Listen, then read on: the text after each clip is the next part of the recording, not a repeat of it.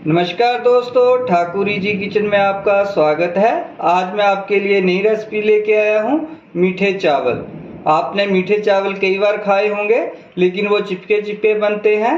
तो आज मैं अपनी रेसिपी में बताऊंगा कि ये खिले खिले कैसे बनते हैं। इन चावलों को आप प्रसाद के रूप में भी बना सकते हैं, व्रत में भी इनको खा सकते हैं। जब चाहो आप इनको बना के खा सकते हैं। तो आइए देखिए मीठे चावल बनाने के लिए हमें क्या क्या चाहिए। एक कटोरी मैंने बासमती चावल लिए हैं। कप के हिसाब से ये 2 कप है। और जितने हमने चावल लिए हैं उतनी ही हमने शुगर ली है, क्योंकि हम मीठे चावल बना रहे हैं। 8-10 मैंने किशमिश ली है। 7-8 बादाम को मैंने 2 फाड़ में काट लिया है। 1 टेबलस्पून मैंने मीठी सौंफ ली है। और मैंने 7-8 पीस ये सूखे नारियल के काट लिए हैं लंबे लंबे स्लाइसिस में। 7-8 काजू को मैंने 2 फाड़ काट लिया है। 2 टेबलस्पून मैंने देसी घी लिया है। देसी घी की जगह पे आप डालडा घी भी ले सकते हैं, लेकिन देसी घी से इसका थोड़ा स्वाद ज़्यादा अच्छा बनता है। तो अगर आपके पास देसी घी नहीं है तो आप इसमें डालडा घी भी डाल सकते हैं। रिफाइंड नहीं यूज़ करना है, क्योंकि रिफाइंड से चावल अच्छे नहीं बनेंगे। अगर देसी घी नहीं है तो आप डालडा घी ले सकते हैं। 2 पिंच मैंने खाने वाला कलर लिया है, जिसको फूड कलर कहते हैं। आपके पास रेड या येलो जो भी है आप उसको ले सकते हैं। अगर आपके पास फूड कलर नहीं है तो उसकी जगह पे आप 2 पिंच हल्दी भी डाल सकते हैं। अगर आपके पास केसर है तो आप 7-8 रेशे केसर के डाल दो, उससे भी उसमें बहुत अच्छा कलर आ जाता है। 2 छोटी इलायची ली है, 4 मैंने लौंग लिए हैं। तो आइए दोस्तों मीठे चावल बनाना शुरू करते हैं। सबसे पहले हम चावलों को धो लेंगे। तो इसके लिए एक खुला बर्तन लेंगे, चावल को इसमें डाल देंगे। अगर आपके पास बासमती चावल नहीं है तो आप दूसरे चावल भी यूज कर सकते हैं जो आपके पास घर में अवेलेबल है। अगर हम बासमती चावल से बनाएंगे तो ये ज़्यादा अच्छे बनेंगे और ज़्यादा टेस्टी बनेंगे। चावल को 2-3 पानी से अच्छी तरह से धो लेंगे। चावल को मैंने साफ पानी से 2-3 बार धो दिया है। तो अब हम इसको आधा घंटा पानी में भीगे रहने देंगे, जिससे ये थोड़े सॉफ्ट हो जाएंगे। तो मीठे चावल हम कुकर में बनाएंगे। गैस को ऑन कर देंगे। सबसे पहले इसमें देसी घी डालेंगे। घी हमारा गर्म हो गया है। 2 छोटी इलायची को खोलकर डाल देंगे। 4 लौंग डाल देंगे और ये कटे हुए ड्राई फ्रूट को डाल देंगे। सबसे पहले मैंने सूखा नारियल डाल दिया है। काजू को डाल देंगे, बादाम को डाल देंगे और साथ में हम इसमें सौगी डाल देंगे। अगर आपको इसमें से कोई ड्राई फ्रूट पसंद नहीं है तो आप उसको स्किप कर सकते हैं। जब हम इन ड्राई फ्रूट को थोड़ा सा रोस्ट करेंगे तो उसमें चावलों में इसका बहुत ही अच्छा फ्लेवर आएगा। ड्राई फ्रूट को हमने धीमी आंच पे ही रोस्ट करना है। तो हमारा ड्राई फ्रूट थोड़ा सा रोस्ट हो गया है, जितना हमें चाहिए है। तो इससे ज़्यादा नहीं रोस्ट करेंगे। तो अब हम इसमें भिगोए हुए चावलों को डाल देंगे। चावल से पानी को मैंने अलग कर दिया है।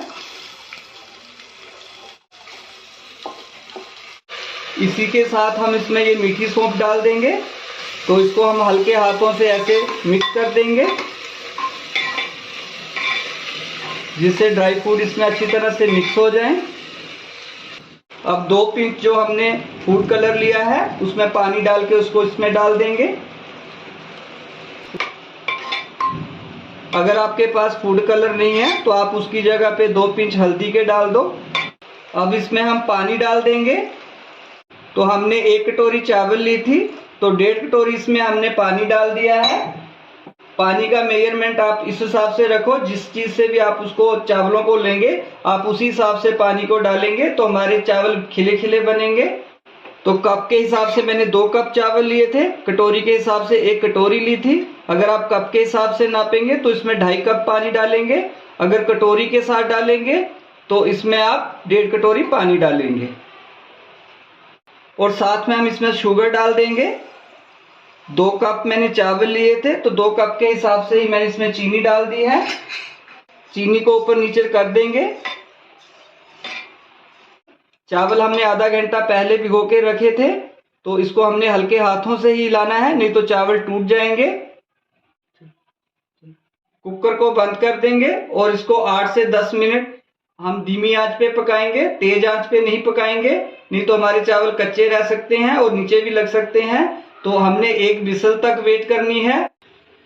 एक विसल आने के बाद हम गैस को बंद कर देंगे और कुकर को 8 से 10 मिनट ऐसे ही बंद रहने देंगे।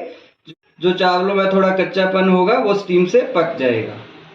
एक विसल आ गई है। 8 से 10 मिनट हमने इसको मीडियम आंच पे पका लिया है। तो अब हम फ्लेम को बंद कर देंगे। 10 से 12 मिनट कुकर को हमने बंद ही रहने दिया है। तो इसमें से हम विसल को उठा के देखेंगे तो देखो स्टीम सारी खत्म हो चुकी है। अब कुकर को खोलेंगे। इसमें से बहुत ही अच्छी खुशबू आ रही है। हमारे चावल बहुत अच्छे बने हैं। तो इसको हल्के हाथों से हम इनको मिक्स कर देंगे, ऊपर से नीचे कर देंगे।